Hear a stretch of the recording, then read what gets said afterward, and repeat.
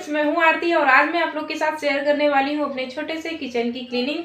तो दोपहर का खाना हमारा बन चुका है और किचन भी अच्छी तरीके से फैल चुका है, जितना फैलना चाहिए उतना फैल चुका है। तो चलिए मैं अपने किचन की कंडीशन दिखाती हूँ और क्लीनिंग आप लोग के साथ शेयर करती हूँ। तो ये देखिए हमारे किचन की क्या हालत हो चुकी है।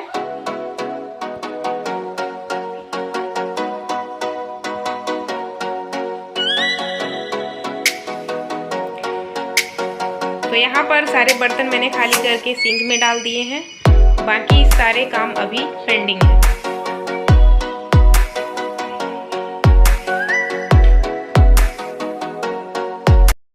तो फ्रेंड्स, किचन को साफ़ करने की शुरुआत मैं सबसे पहले बर्तनों से ही करती हूँ, क्योंकि किचन में सबसे ज़्यादा बर्तन ही होते हैं जो कि सबसे ज़्यादा टाइम लेते हैं।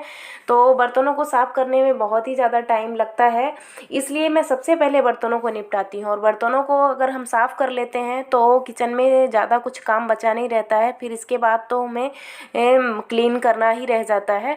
तो यहाँ पर मैं सारे बर्तनों को एक एक करके धो के साइड में कर लेती हूँ। और ऐसा करने से क्या होता है कि जो भी बर्तन छोटे बड़े उनको हम अलग अलग साइड में रख लेते हैं और फिर उसको साफ़ करने में, क्लीनिंग करने में आसानी होती है। तो यहाँ पर आप देख सकते हैं सारे बर्तनों को मैं धो कर साइड में करती जा रही हूँ।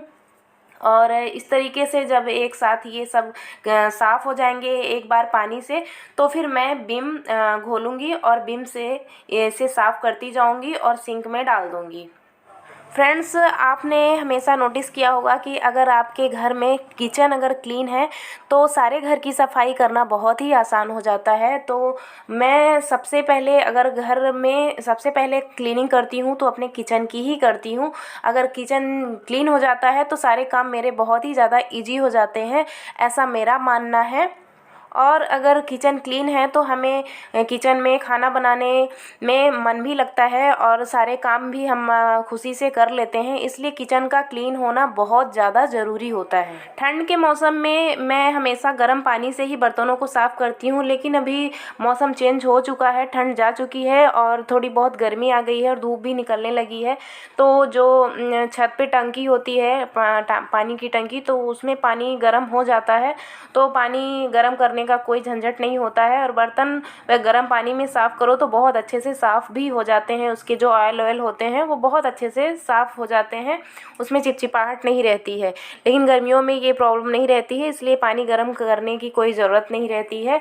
तो यहाँ पर मैंने एक छोटे से कटोरे में पानी डाल लिया है और उसमें लिक्विड विम डाल दिया है 1 चम्मच से 1.5 चम्मच के करीब। और सबसे पहले मैं जितने भी छोटे बर्तन हैं, आप देख सकते हैं जितने भी छोटे छोटे बर्तन हैं, पहले मैं उनको मांजती जाती हूँ। जब हम छोटे बर्तनों को एक साथ मांज लेते हैं तो हमारा जो बड़े बर्तन होते हैं सिर्फ वो बचते हैं और हमारा स्पेस भी ज़्यादा बच जाता है।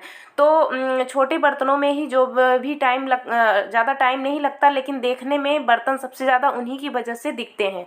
तो इसलिए मैं सबसे पहले छोटे छोटे बर्तन, कटोरी, ग्लास, टिफ़िन जो भी होता है उनको मैं मांज लेती हूँ और मांजने के बाद साफ़ करके उसको एक बास्केट में डाल देती हूँ।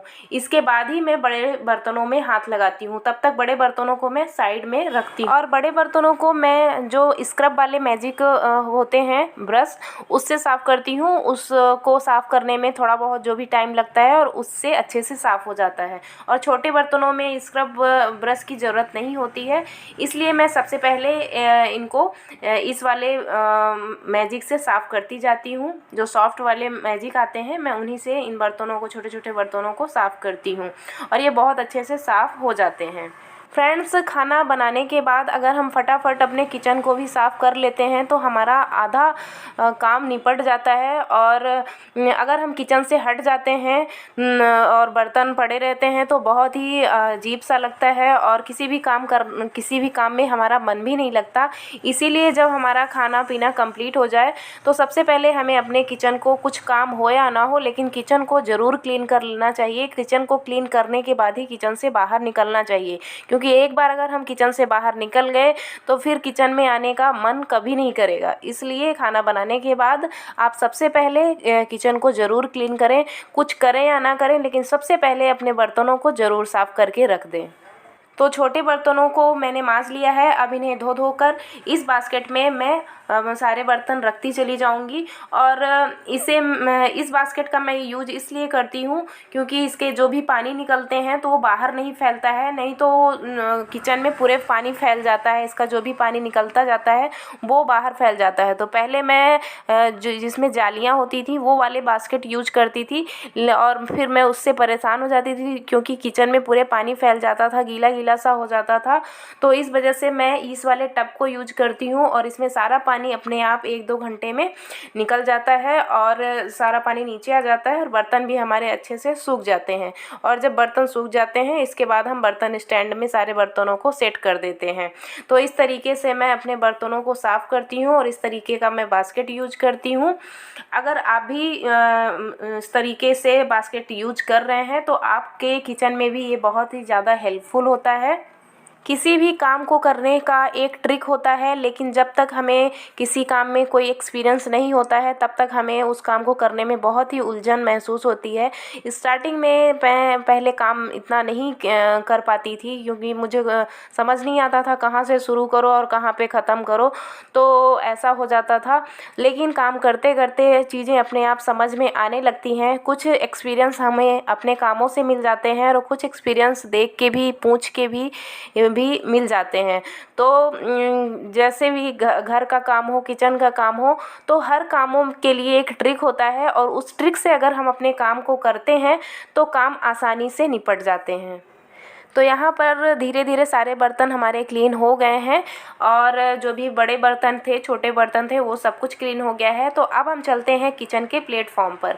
तो प्लेटफॉर्म पर आप देख सकते हैं ये गैस चूल्हा हमारा गंदा पड़ा है। तो सबसे पहले हम इसके स्टोव के ऊपर के हिस्से को निकाल कर हम सिंक में डाल देंगे और इसमें थोड़ा पानी डाल देंगे जिससे इसमें जो भी सूखा कुछ भी खाने वाने की चीज़ इसमें जमी हुई होगी तो वो ईजिली जब मैं साफ़ करूँगी तो वो निकल जाएगी।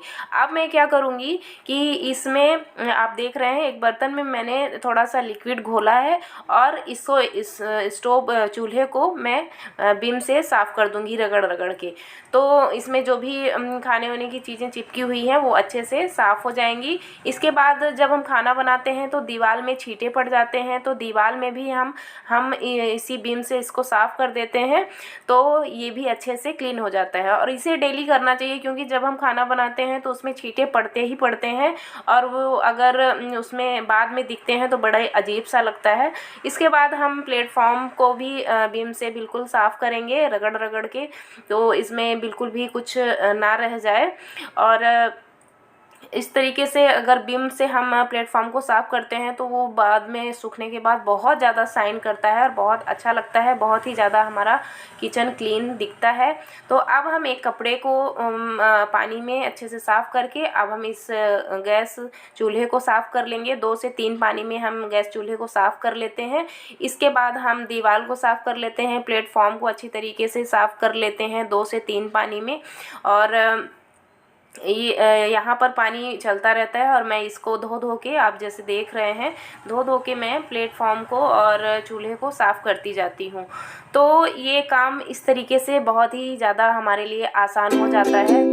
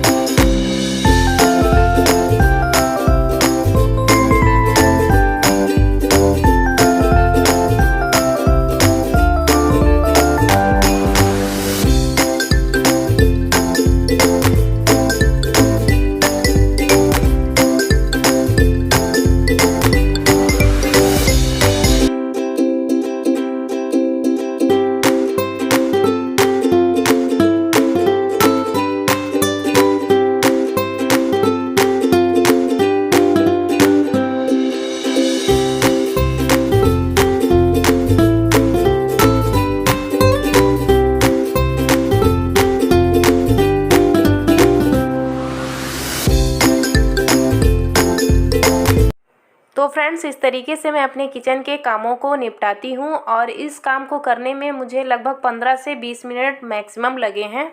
तो फ्रेंड्स ये था किचन क्लीन करने का मेरा एक छोटा सा रूटीन। कैसा लगा कमेंट करके ज़रूर बताइएगा।